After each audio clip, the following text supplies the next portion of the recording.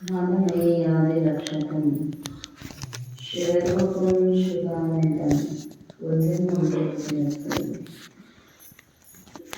सिद्धसद्गुरुपारं जननी जनकस्तथा तत्रोपदेशकर्तारं नत्वा भक्तिपुरस्सरम् प्रातस्मरणीये नारायणदेवाजनत्र ಶಿವಾನಂದ ಮಂಗಳವಾರ ಜಗನ್ಮಾತೆಯ ದಿವ್ಯ ಹಿರಾವಳಿಗಳನ್ನು ಎಲ್ಲ ಕಡೆ ಮಂದಿರದಲ್ಲಿ ನೆನೆಸಿಕೊಂಡು ಅದ್ವೈತ ಸಾರ್ವಭೌಮ ಚಕ್ರವರ್ತಿ ಜಗದ್ವಂದ್ಯ ಜಗದ್ಗುರು ಸಿದ್ಧಾರೂಢ ಮಂಗಳವಾರ ನಗರದ ಆರಾಧ್ಯ ದೇವತೆ ಕಾಳಸಿದ್ದೇಶ್ವರರ ದಿವ್ಯ ಕರ್ತೃತ್ವ ಶಕ್ತಿಗೂ ಅನಂತತೆ ದೀರ್ಘದಂತ ಪ್ರಣಾಮಗಳನ್ನು ಸಮರ್ಪಣೆ ಮಾಡಿ ಅಕ್ಕಲಕೋಟ ರೇವಣಸಿದ್ದೇಶ್ವರ ಮಂಗಳವಾರ ಶ್ರೀಚರಣಕ್ಕೂ ಭಕ್ತಿಯಿಂದ ಹಣೆಮಣೆದು ಕನ್ನಡ ನಾಡಿನ ಮಹರ್ಷಿಗಳ ಆರಾಧ್ಯ ದೈವವಾಗಿರುವ ಶ್ರೀಮಂತಜುಮನ ಶಿವಯೋಗಿಗಳ ಶ್ರೀ ಸರ್ವಭೂಷಣ ಶಿವಯೋಗಿಗಳ ದಿವ್ಯ ಕರ್ತೃತ್ವ ಶಕ್ತಿಗೂ ಭಕ್ತಿಯಿಂದ ನಮಿಸಿ ಬೆಳಗಿನ ಶಾಸ್ತ್ರ ಚಿಂತನೆಯಲ್ಲಿ ಸಂಯುಕ್ತರಾಗಿರುವಂತಹ ಸಮಸ್ತ ಶರಣ ತಂದೆ ತಾಯಿಗಳ ತಮ್ಮೆಲ್ಲರಿಗೂ ಶರಣು ಶರಣಾರ್ಥಿಗಳು. ಜ್ಞಾನದ ಬಲದಿಂದ ಅಜ್ಞಾನದ ಕೇಳು ನೋಡಯ್ಯ. ನಮಗ ದೇಹಾದಿ ಸರ್ವ ಪದಾರ್ಥಗಳ ಅಭಿಮಾನದಿಂದ ದುಃಖ ಅನ್ನುವಂಥದ್ದು ಪ್ರಾಪ್ತಿಯಾಗೈತಿ. ಆ ದುಃಖ ಎದರಿಂದ ಬಂದೈತಿ ಅಂದ್ರೆ ಅಜ್ಞಾನದಿಂದ. ಏನು ಹೇಳಲಿ, ಅಜ್ಞಾನ ವಶದಿಂದ ನನ್ನೇ ನಾನು ಮರೆತ ಕಾರಣದಿಂದ. ಅವರು ದುಃಖ ಕೊಟ್ಟಾರೋ ಇವರು ದುಃಖ ಕೊಟ್ಟಾರೋ ಅನ್ನುವಂಥದ್ದಿಲ್ಲ. ನಮ್ಮ ದುಃಖಕ್ಕೆ ಉದ್ಧರೇ ಆತ್ಮನಾತ್ಮಾನಂ ನ ಆತ್ಮಾನಂ ಅವಸಾದಯಿ. ಆತ್ಮೈವ ಆತ್ಮನೋ ಬಂಧುವೋ ಆತ್ಮೈವ ರೇವರಾತ್ಮನಃ. ಭಗವಂತ ಸ್ಪಷ್ಟವಾಗಿ ಹೇಳಿದ, ನಿನ್ನ ಉದ್ಧಾರಕ್ಕೂ ನಿನ್ನ ಅವನತಿಗೂ ನೀನೇ ಕಾರಣ. ಯಾವುದು ಸರಿಯಾಗಿ ತಿಳ್ಕೊಬೇಕಾಗೈತೋ ಅದನ್ನು ತಿಳ್ಕೊಂಡೆ ಅಂದ್ರೆ ನಿನ್ನ ಉದ್ಧಾರ ಅಂದ್ರೆ ಜ್ಞಾನ ಆಯಿತು ಅಂದ್ರೆ ನಿನಗೆ ಸರ್ವ ದುಃಖಗಳಿಂದ ಬಿಡುಗಡೆ. ತಿಳಿಯದೇ ಇರುವ ಕಾರಣ ಅಜ್ಞಾನದಿಂದ ತಾನಲ್ಲದ ತನ್ನದಲ್ಲದ ದೇಹಾದಿಗಳಲ್ಲಿ ಮೋಹ ಪರವಶನಾಗಿರುವ ಕಾರಣ ಈ ಜನ್ಮಾದಿ ದುಃಖಗಳನ್ನು ಬಾಧಿಸ್ತಾವ. ಅದಕ್ಕೆ ಜ್ಞಾನದಿಂದಲೇ ಮೋಕ್ಷ ಆಗ್ತೈತಿ. ಪೂರ್ವಾಪರ ಒಂದಿಷ್ಟು ಸಾಧನೆಗಳವ. ಹೃದಯ ಶುದ್ಧಿಯನ್ನು ಬಳಸ್ತಕ್ಕಂಥದ್ದು ಶುದ್ಧಾಂತಕರಣೈಕ ಲಭ್ಯವಾಗಿ ಅಂತ ನಿಜಗುಣರು ಹೇಳಿದ ಅನುಭವ ಸಾರಗಳ. ಯಾರ ಅಂತಃಕರಣ ಶುದ್ಧಿ ಇದೋ ಜಾತಿಯಾದಿ ನಿರ್ಬಂಧವಿಲ್ಲದೆ ಇಂಥವರೇ ಇರಬೇಕಂತ ಅಲ್ಲಿನ ನಿಯಮ ಇಲ್ಲ. ಯಾರೇ ಇರಬೇಕು, ಜನ್ಮವನ್ನ ಎತ್ತಿ ಹೊಂದಿರ್ತಕ್ಕಂತಹ ಮಾನವರು ಸದ್ಗುಣಿಗಳಾಗಿದ್ರು ಅಂದ್ರೆ ಅವರೆಲ್ಲರೂ ಜ್ಞಾನಕ್ಕೆ ಅಧಿಕಾರಿಗಳು. ಜ್ಞಾನದಿಂದ ಅಜ್ಞಾನ ತತ್ಕಾರ್ಯವಾದ ದೇಹಾದಿ ಸರ್ವಬಂಧಗಳ ನಿವೃತ್ತಿ, ಆನಂದದ ಪ್ರಾಪ್ತಿ. ಅಂಥ ಸದ್ಗುಣದೊಳಗ ಒಂದಿಷ್ಟು ಗುರುಪಾದ ಸೇವೆ, ಶರಣರ ಸಂಘ, ಹರಪೂಜೆ, ಕರುಣೆ, ವಿನಯ, ನಿಜ ಸಮಯ ನಿಷ್ಠೆ, ವಿರತಿ, ವಿವೇಕ, ವಿದ್ಯೆ, ಕ್ಷಮೆ, ದಮೆ ಇಲ್ಲಿ ತನಕ ಹೇಳಿದ. ಇಷ್ಟು ಗುಣಗಳನ್ನ ಸಂಪಾದನೆ ಮಾಡಬೇಕು ಮತ್ತು ಮುಂದೆ ಹೇಳ್ತಕ್ಕಂತಹ ಸದ್ಗುಣಗಳು ಕೂಡ ಇರಬೇಕು ಅಂತ.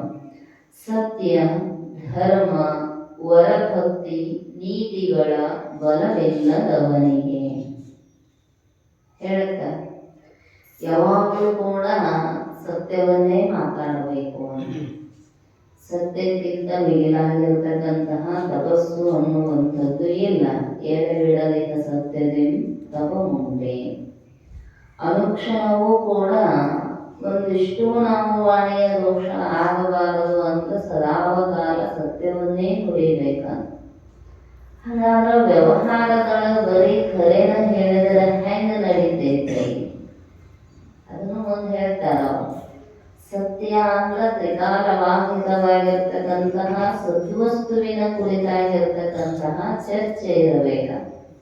ಕಾರಣ ನಾವು ಏನು ಮಾತಾಡ್ತೀವಿ, ಏನು ನುಡಿತೀವಿ, ಮನಸ್ಸು ಅದರ ಆಕಾರವಾಗಿ ತಯಾರಾಗ್ತೈತ. ಈಗ ಒಂದು ಪುಸ್ತಕ ಅಂದೀವಿ ಅಂದ್ರ ಮನಸ್ಸು ಪುಸ್ತಕದ ಆಕಾರ ಆಗತ್ತೆ. ಘಟ ಅಂದೀವಿ ಅಂದ್ರ ಘಟದ ಆಕಾರ ಆಗತೈತಿ. ಯಾವ ಶಬ್ದಗಳನ್ನ ನುಡಿತೀವೋ ಮನಸ್ಸು ತದಾಕಾರವಾಗಿ ತಯಾರಾಗತೈತಿ. ನಮಗ ಅನ್ನಿಸಬಹುದು ಅಲ್ರಿ ಇವನ್ನೆಲ್ಲ ನೋಡಿದ್ವಿ ಅಂದ್ರೂ ಕೂಡ ಮನಸ್ಸು ಆ ಆಕಾರ ಆಗತೈತಿ. ಮತ್ತೆ ನೀವು ಬ್ರಹ್ಮ ಬ್ರಹ್ಮ ಅಂದ್ರೆ ಅದನ್ನ ನೋಡೇ ಇಲ್ಲ. ಮತ್ತು ಬ್ರಹ್ಮ ಅಂದ್ರೆ ಹೆಂಗ್ ಬ್ರಹ್ಮಾಕಾರ ಆಗತೈತಿ? ನಾವು ನೋಡಿಲ್ಲಂದ್ರೂ ಕೂಡ ಸದ್ಗುರುನಾಥ ಅನೇಕ ಯುಕ್ತಿಗಳ ಮೂಲಕವಾಗಿ ನಮಗೆ ತಿಳಿಸ್ತಾ ಇದ್ದಾನೆ.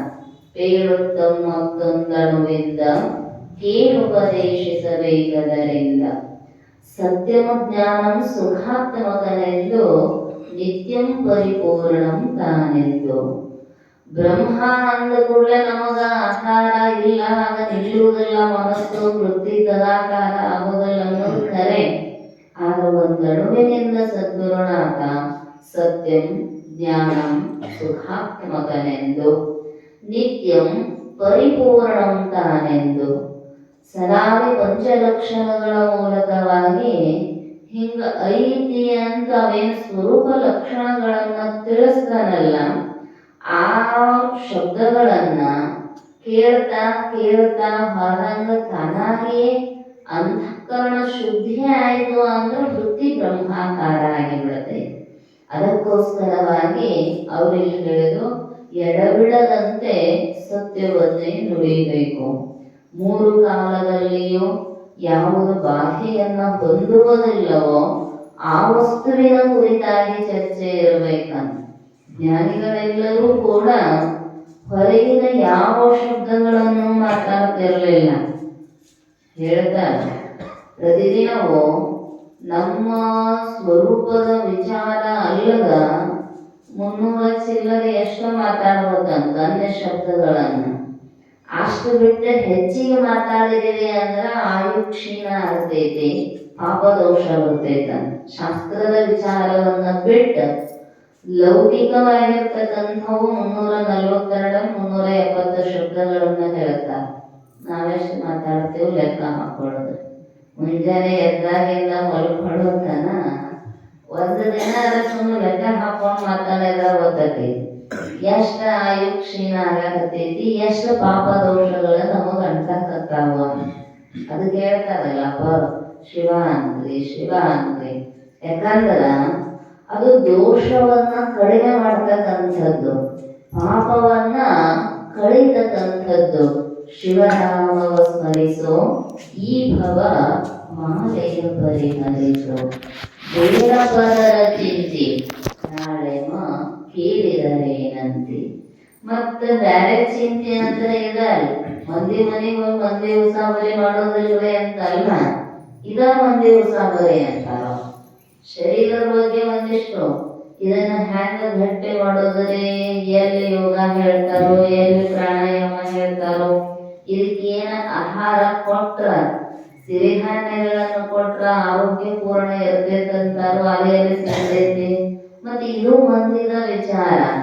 ಯಾಕಂದ್ರ ಪಂಚಮಹಾಭೂತಗಳ ಪಂಚೀಕರಣದಿಂದಾಗಿರ್ತಕ್ಕಂತಹ ಸ್ಥೂಲ ಶರೀರ ಮತ್ತೆ ಇದರ ವಿಚಾರ ಮಾಡಿದೀವಿ ಅಂದ್ರೆ ಮಂದಿ ವಿಚಾರ ಮಾಡಿದಂಗನ ಇದು ನಂಬುದು ಅಂತ ನಾವು ಗಟ್ಟಿಯಾಗಿ ತಿಳ್ಕೊಂಡೇವಿ. ಅದಕ್ಕೆ ಹೇಳಿದ್ರು ತನುವೆ ನೀನಂದೇನೆನಗೆ ಮುಂದಿನಂತೆ ಸಮರಸ ಬೇಡ ಇನ್ನು ಎನ್ನೊಡನೆ. ಬಹಳ ಸ್ಪಷ್ಟವಾಗಿ ಹೇಳಿದ್ರು.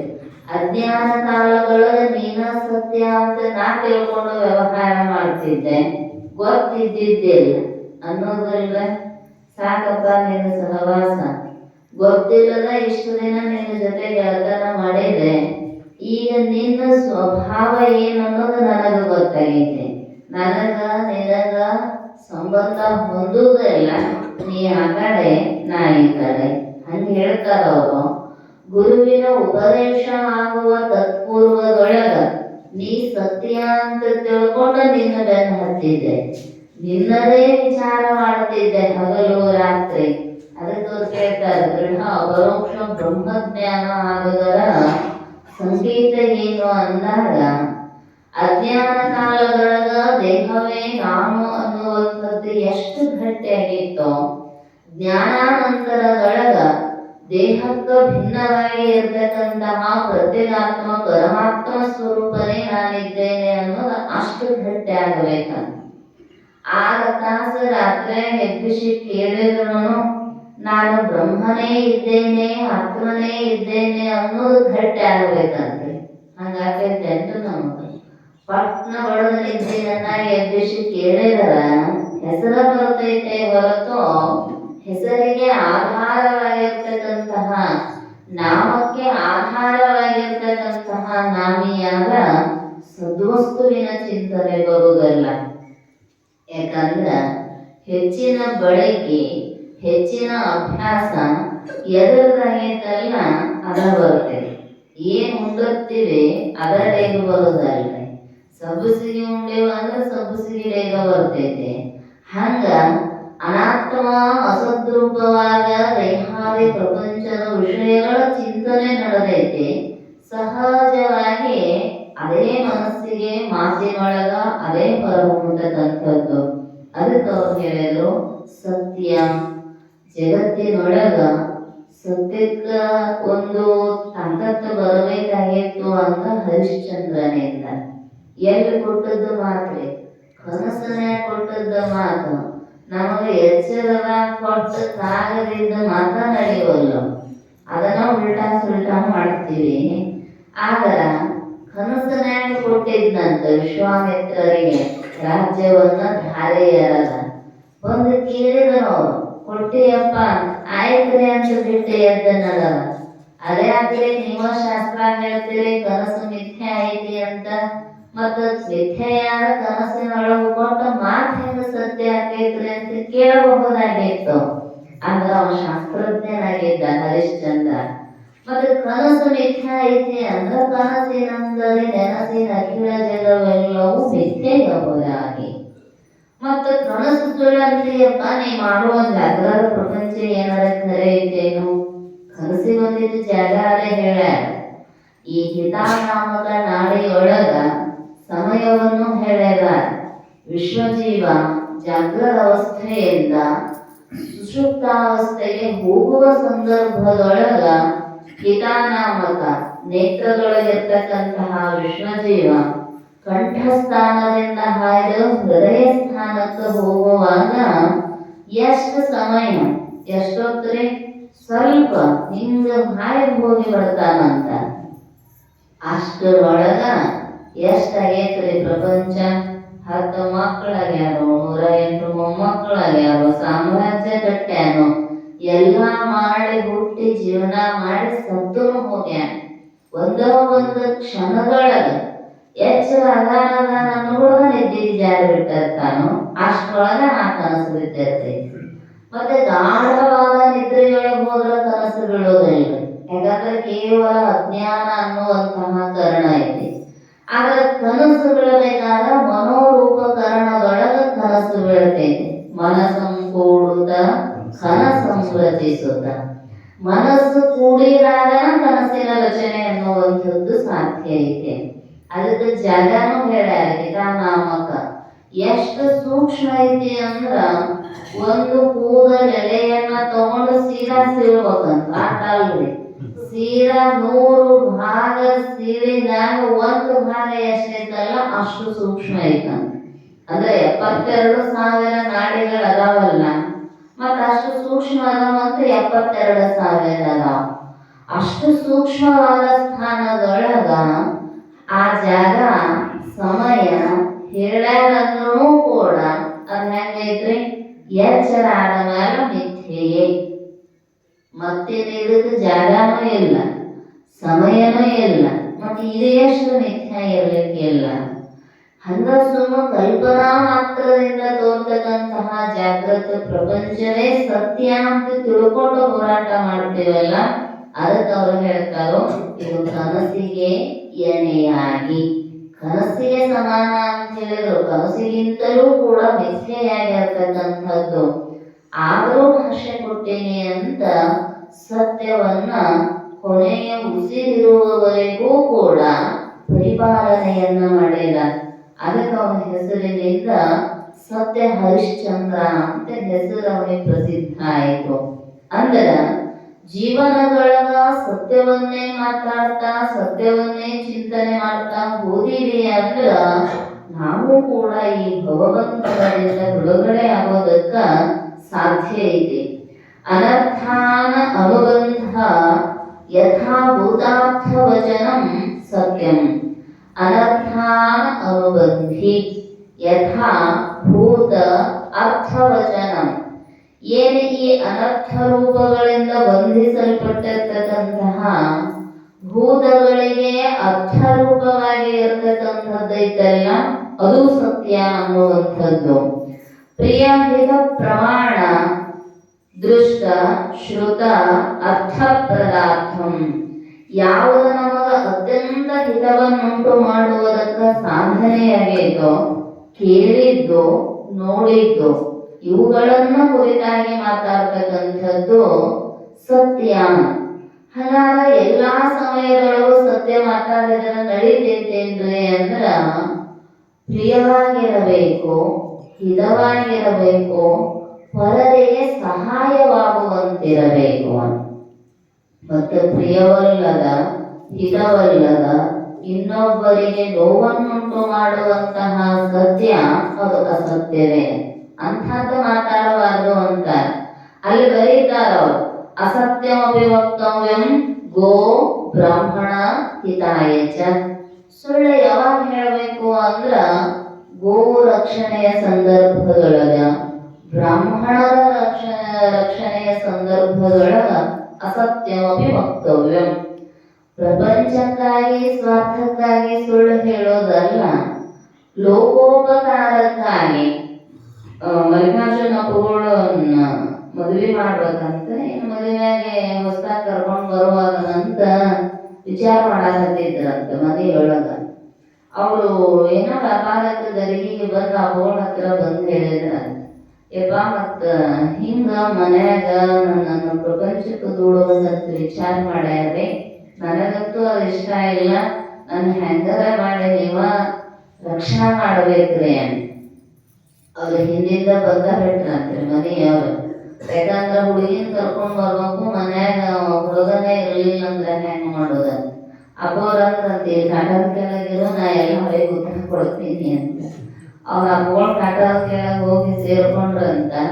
ಹಿಂದಿಂದ ಬಂದ್ರಂತ, ಯಪ್ಪ ಮುದ್ದಪ್ಪ ಬಂದಾನಂತ್ರಿ, ಇವತ್ತು ಮತ್ತೆ ಹುಡುಗಿನ ಕರ್ಕೊಂಡ್ ಬರೋದೈತಿ, ಎಲ್ಲಿ ಕಾಣವಲ್ರಿ, ಬಂದ್ರ ನಿಮ್ಮ ಹತ್ರ ಬಂದಿರ್ತಾನ್ರಿ ಅಂತ. ಅಪ್ಪಗಳು ಅಂದ್ರಂತ, ಇಲ್ಲೇನ್ ಬಂದೇನ್ ಬೇಡಪ್ಪ ಅವ ಎಲ್ಲಿ ಹೋಗ್ಯಾನೇನೋ ಅಂದ್ರ. ಮತ್ತ ಅಪ್ಪಗಳ ಹೆಂಗ್ ಸುಳ್ಳು ಹೇಳ್ತಾರೆ, ಅದಕ್ಕೆ ಅವ್ರ ನಮಗೆ ಏಟು ಹೋಗಿಬಿಟ್ರಂತ. ಅಂದ್ರ ಶಿಷ್ಯನ ರಕ್ಷಣೆಗಾಗಿ ಒಂದು ಜ್ಞಾನ ವಸ್ತು ಐತಿ ಅಂದಾಗ ಅದು ಹೋಗಿ ಎಲ್ಲರೇ ಕೆಸರಿನೊಳಗೆ ಬೀಳಬಾರದು, ಕೆಸರಿನೊಳಗು ಬೀಳಬಾರದು. ಜಾರಿ ಬೀಳೋರ ಭಾಳ ಬಂದಿದೆ, ಶರೀಫರ ಅಂತ ಹೇಳಿದ, ಬೀಳಬಾರದು ಜಾರಿ ಕೆಸರಿನೊಳು ಬೀಳಬಾರದು. ಪ್ರಪಂಚ ರೂಪ ಕೆಸರಿನೊಳಗ ಬೀಳಲಾರದಂಗ ರಕ್ಷಣೆ ಮಾಡುವ ಸಲುವಾಗಿ ಅಪ್ಪಗಳು ಸುಳ್ಳು ಹೇಳಿದರು. ಅದು ಏನ ಸುಳ್ಳು ಅಂತ ಅನಿಸೋದಲ್ಲ. ಗೋ ಬ್ರಾಹ್ಮಣ ಹಿತಾಯ ಚ ಅಸತ್ಯಮಪಿ ವಕ್ತವ್ಯ. ಇವರ ರಕ್ಷಣೆಗಾಗಿ ಅಸತ್ಯವನ್ನ ನುಡಿದ್ರ ಅದರೊಳಗೇನು ದೋಷ ಅನ್ನುವಂಥದ್ದಿಲ್ಲ. ಸತ್ಯಾರಪಿ ಹಿತತ್ ಸತ್ಯಂ ನ ಸತ್ಯಂ ಸತ್ಯಮುಚ್ಯತೆ. ಸತ್ಯಕ್ಕಿಂತಲೂ ಹಿತವಾದದ್ದನ್ನ ಹೇಳಬೇಕಂತ. ಒಂದು ವೇಳೆ ಅವತ್ತ ಅಪ್ಪಗಳು ಇಲ್ಲ ನನ್ನಪ್ಪ ಕರ್ಕೊಂಡು ಹೋಗ್ರೆ ಅಂದಿದ್ರಂದ್ರ ಇವತ್ತು ಜ್ಞಾನ ಯೋಗಾಶ್ರಮದ ಸಿದ್ದೇಶ್ವರ ಅಪ್ಪಗಳು ಗುರುಗಳಾಗಿ ಮಲ್ಲಿಕಾರ್ಜುನ ಅಪ್ಪಗಳು ಜ್ಞಾನ ಪರಂಪರೆಯೊಳಗೆ ಇರ್ತಿರ್ಲಿಲ್ಲ. ಮುಂದಿನ ಭವಿಷ್ಯ ಗೊತ್ತಿತ್ತು ಅಪ್ಪವರಿಗೆ. ಈ ಒಂದು ಕ್ಷಣದ ರಕ್ಷಣೆ ಮಾಡಿದ್ರ ವೇದಾಂತ ಕೇಸರಿಯಾಗಿ ಮೆರೀತಾರೋ ಅನ್ನುವಂಥದ್ದು. ಅದಕ್ಕೂ ಒಂದು ಮಾತು ಸುಳ್ಳು ಹೇಳಿದರು. ಅದು ಸುಳ್ಳು ಅಂತ ಅನಿಸೋದಲ್ಲ. ವ್ಯವಹಾರಗಳನ್ನು ಕೆಲವೊಂದು ಸಲ ಸುಳ್ಳು ಹೇಳುವ ಪ್ರಸಂಗ ಬರ್ತೈತೆ. ಕಾರಣ ತನ್ನನ್ನ ತಾನ ರಕ್ಷಣೆ ಮಾಡ್ಕೊಳ್ತಕ್ಕಂತಹ ಸಂದರ್ಭದೊಳಗ ಅವಾಗ ಮತ್ತ ಬರೇ ಖರೇನ ಹೇಳಿದ್ರೆ ವ್ಯವಹಾರ ಹೆಂಗ ನಡೀತಾವ, ಸ್ವಲ್ಪ ಸುಳ್ಳನ್ನ ಹೇಳಬೇಕಾಕೈತಿ. ಹಂಗಂತ ಸುಳ್ಳು ನಮ್ಮಲ್ಲಿಲ್ಲವಯ್ಯ, ಸುಳ್ಳೆ ನಮ್ಮ ನೆರೆಯವರು, ಹಿಂಗಾಗಬಾರದು. ಹಂಗಾಯ್ತು ಅಂದ್ರ ಒಂದು ಸುಳ್ಳಿಗೆ 1000 ಸುಳ್ಳು ಸೇರಿಸಬೇಕತಿ. ಆದ್ರೆ ಕೊನೆಗೆ ಸತ್ಯವೇ ಜಯವನ್ನ ತಂದು ಕೊಡ್ತಕ್ಕಂಥದ್ದು ಸತ್ಯರೂಪ ಧರ್ಮವೇ ನಮ್ಮನ್ನು ರಕ್ಷಣೆ ಮಾಡ್ತಕ್ಕಂಥದ್ದು. ಅಂತಹ ಸತ್ಯತ್ವದ ಬುದ್ಧಿ, ಸತ್ಯವನ್ನ ಮಾತಾಡ್ತಕ್ಕಂತಹ ಸದ್ಗುಣ ನಮ್ಮಲ್ಲಿರಬೇಕು. ಸತ್ಯ ಧರ್ಮ ಅಭವವನ್ನು ಹೇಳಿದ್ದಾರೆ. ಧರ್ಮಕ್ಕ 2000ಕ್ಕಿಂತಲೂ ಹೆಚ್ಚಿನ ಅರ್ಥ ವ್ಯಾಖ್ಯಾನಗಳದಾವ. ಸುಮ್ಮ ಹಿಂಗ ದಾರ್ಯಾಗ ಹೊಂಟಾಗ ದಾರ್ಯಾಗಿನ ಮುಳ್ಳು ಅಥವಾ ಕಲ್ಲು ಪಕ್ಕಕ್ಕೆ ಎತ್ತಿಟ್ರು ಅದು ಧರ್ಮ. ಬಹಳಷ್ಟು ಧರ್ಮಗಳದಾವ. ಸ್ವಧರ್ಮಗಳದಾವು, ಆಶ್ರಮ ಧರ್ಮಗಳದಾವು, ವರ್ಣ ಧರ್ಮಗಳದಾವು. ಧರ್ಮ ಅಂದ್ರೆ ಧಾರಣೆಯನ್ನ ಮಾಡ್ತಕ್ಕಂಥದ್ದು. ಧಾರಣಾ ವಿದ್ಯಾಹು ಧರ್ಮ. ನಾವು ಧಾರಣೆ ಮಾಡಿ ಏನು ಅನುಸಂಧಾನ ಮಾಡ್ತೇವಲ್ಲ ಅದು ಧರ್ಮ. ಧರ್ಮ ಸಂಸ್ಥಾಪನಾರ್ಥಾಯ ಭಗವಂತ ಹೇಳಿದ, ನಾ ಯುಗ ಯುಗದಲ್ಲಿಯೂ ಅವತಾರವನ್ನ ಎತ್ತಿ ಬರೋದು ಯಾಕ ಅಂದ್ರ ಧರ್ಮವನ್ನ ರಕ್ಷಣೆ ಮಾಡುವುದಕ್ಕಾಗಿ, ಧರ್ಮವನ್ನ ಪ್ರತಿಯೊಬ್ಬರ ಮನಸ್ಸಿನಲ್ಲಿಯೂ ಸ್ಥಾಪನೆ ಮಾಡುವುದಕ್ಕಾಗಿ. ಧರ್ಮವನ್ನ ನಾವು ರಕ್ಷಣೆ ಮಾಡಿದೀವಿ ಅಂದ್ರ ಆ ಧರ್ಮ ನಮ್ಮನ್ನ ರಕ್ಷಣೆ ಮಾಡ್ತೈತಿ. ಧರ್ಮೋ ರಕ್ಷತೆ ರಕ್ಷಿತ. ನಾವು ಮೊದಲ ಸ್ವಧರ್ಮೇ ನಿಧನಂ ಶ್ರೇಯ, ಪರಧರ್ಮ ಭಯಾವಹ. ನಾವು ಜಾತಿ ವರ್ಣ ಆಶ್ರಮಕ್ಕೆ ಸಂಬಂಧಪಟ್ಟಿರ್ತಕ್ಕಂತಹ ಧರ್ಮ ಅನ್ನುವಂಥದ್ದು ಸಂಕುಚಿತ. ಆದ್ರ ಮಾನವ ಧರ್ಮ, ಮಾನವತೆಯ ಧರ್ಮ ಅನ್ನುವಂಥದ್ದೇನೈತಲ್ಲ ಅಲ್ಲಿ ನಿಲ್ಲಬೇಕಂತ.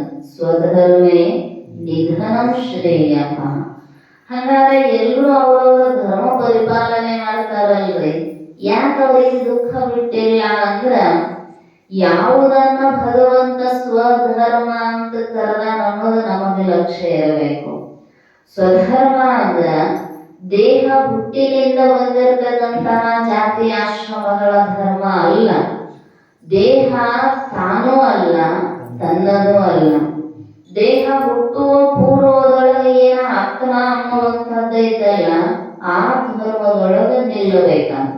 ಅದಕ್ಕೆ ಚನ್ನಬಸವಣ್ಣನವರು ಹೇಳ್ತಾರೆ, ಎಲೆಮನವೇ ನಿನ್ನ ನಿಜವ ನೀನು ತಿಳಿಗೊಡೆ ಹೇಳುಬೇಕೇನು. ಯಾವುದು ನಿನ್ನ ನಿಜವಾದ ಸ್ವರೂಪ ಅಂದ್ರ ಎಲ್ಲ ಅದು ಕೇವಲ ವರ್ಣಾತೀತ. ಅದ ಯಾವುದೇ ವರ್ಣಕ್ಕ ನಿಲುಕುವಂಥದ್ದೈತೇನು ಅಂತ ಇಲ್ಲ, ಅದು ಕೇವಲ ಶಬ್ದಾತೀತ. ಈ ಶಬ್ದಗಳಿಂದ ಹಿಂಗ ತಿಳಿಸಿಕೊಡಾಕ ಸಾಧ್ಯ ಐತೇನು ಅಂದ್ರ ಸಾಧ್ಯವೇ ಇಲ್ಲ.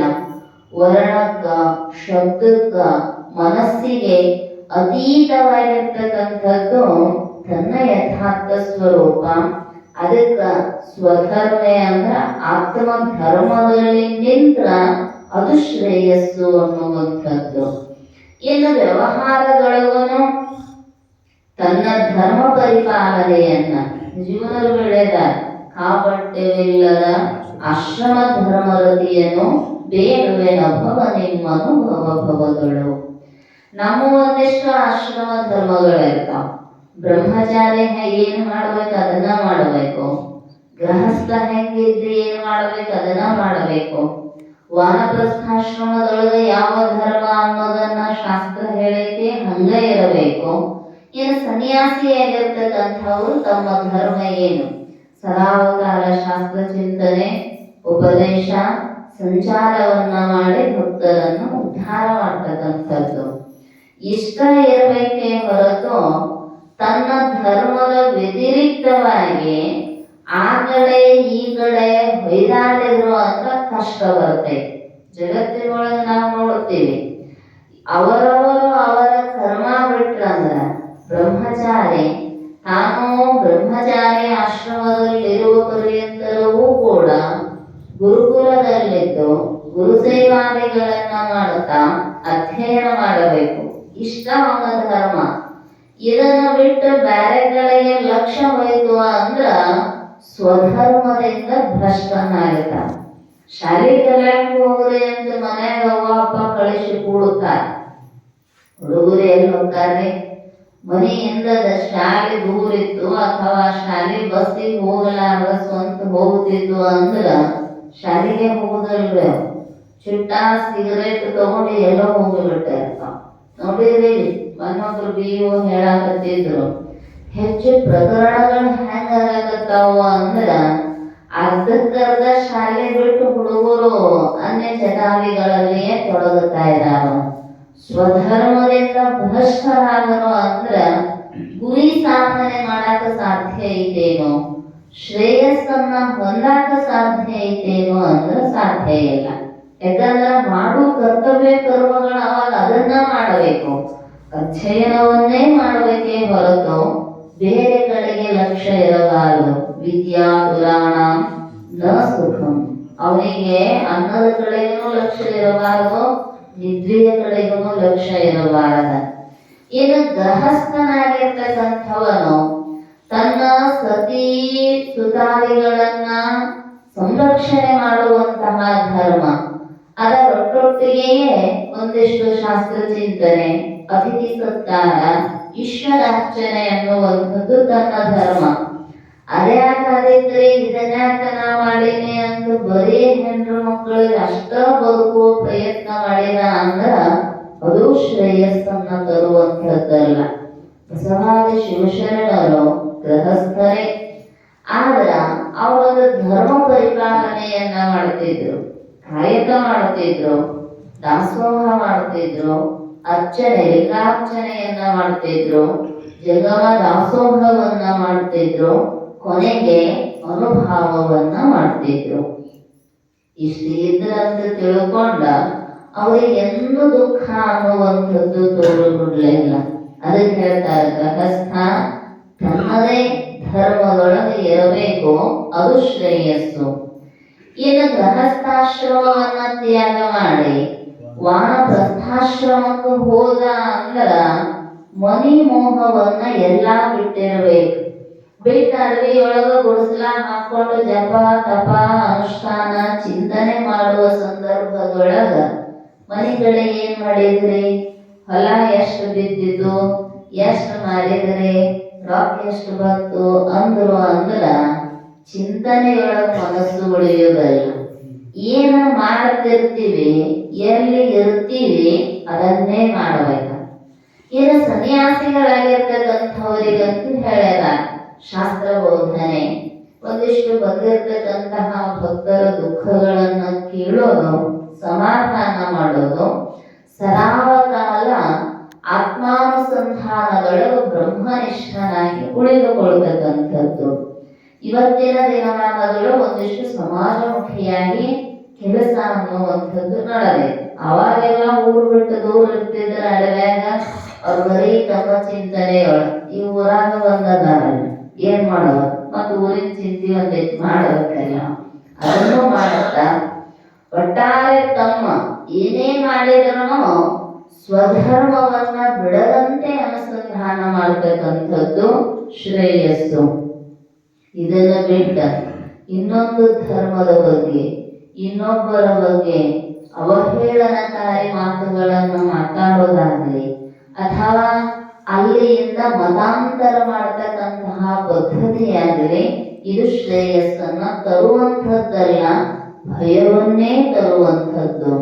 ಯಾಕಂದ್ರ ಅವರದೇ ಆಗಿರ್ತಕ್ಕಂತಹ ಒಂದಿಷ್ಟು ನಿಯಮಗಳಿರ್ತಾವ. ಆಶ್ರಮ ಧರ್ಮದೊಳಗೆ ಕಪಟತೆ ಇರಬಾರದಂತ ಆರಂಭದಲ್ಲಿ ಹೇಳಿದಾರ ನಿಜಮನವರು.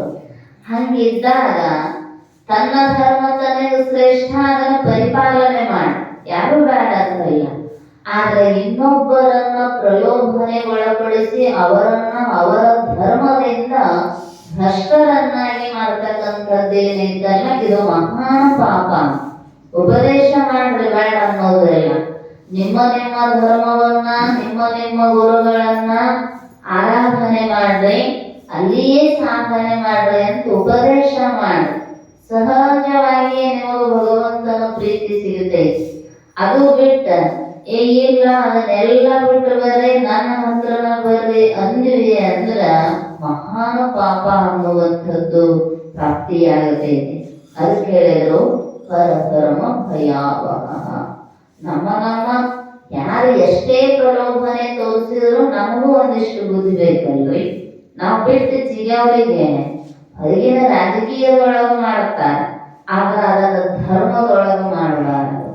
ಧರ್ಮ ಅನ್ನುವಂಥದ್ದು ನಮ್ಮನ್ನ ಸದಾಕಾಲವು ರಕ್ಷಣೆ ಮಾಡ್ತೈತಿ.